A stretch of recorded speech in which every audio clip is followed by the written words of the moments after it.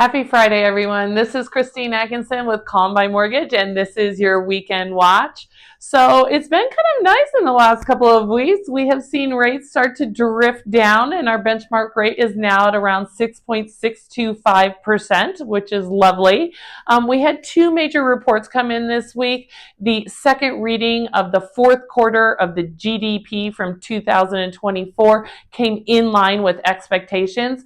And then PCE, personal consumption expenditures, which is the Fed's favorite measure of inflation, came in right in line with expectations. So that is lovely news for a Friday. We're feeling pretty good and rates are looking pretty nice these days. In terms of the market, it definitely feels like the spring market is upon us. Median days on market dropped almost in half this last week. We're now down to 22 days. We did see an increase in active listings. We saw an increase in closed sales, an increase of under contracts, frankly, just more activity across the board. In our own house, we had a slew of offers go out, the most to date this year, and we had 90% of them accepted, which is fantastic. So those who did offer were having good luck with it. On average, they were just below list price, so that was great as well. We did have one kind of outlier for a house that had been sitting and was kind of overpriced, but that's to be expected.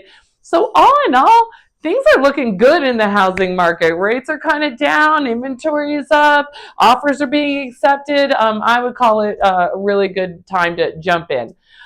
In our own theme of the week, we are seeing some appraisal gap coverage requests again. So reminder of what this is. If you are competing on a house and you have to offer over, it would be expected that you would cover the gap between what you offered and the list price and basically not go back to the seller and say, if the appraisal comes in somewhere in the middle there, hey, it didn't appraise that value, so therefore we are going to ask you to lower your price. Instead, they're going to ask you to cover it. And one of the misconceptions is that you have to bring in a lot more cash. You really don't. We can, as long as you're not putting down the minimum, we can restructure your loan in order to cover that. It will have an impact to your monthly payment, but typically it's pretty minor. I hope you have a great weekend. Just reach out if I can be of any help. Take care.